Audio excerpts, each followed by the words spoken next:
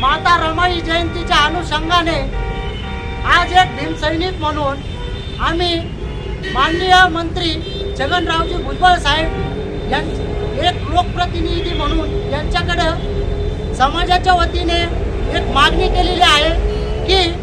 मुक्तिभूमीच्या आवारात जो बाबासाहेबांचा जो पुतळा आहे त्याच्या शेजारी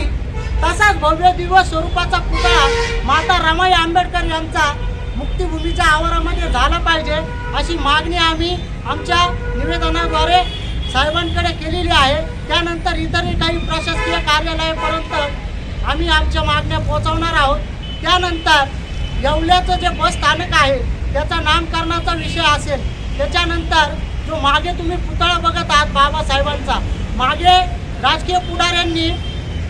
पेपरला बातम्या छापून आणल्या की विंचूर चौफुलीचा बाबासाहेबांच्या पुतळ्याला भरगतचा असा निधी मंजूर झालेला आहे, पण अद्याप या ठिकाणी कसलंही भूमिपूजन नाही, कुठलंही काम चालू झालं नाही। ही आमच्या समाजामध्ये एक रोष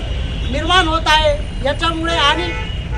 यापुढे जर लवकरात लवकर या आमच्या 3 गोष्टी मार्गी लागल्या नाही तर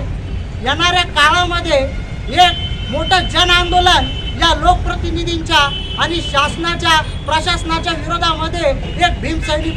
म्हणून उभारल्याशिवाय राहणार नाही असा इशारा देतो। जय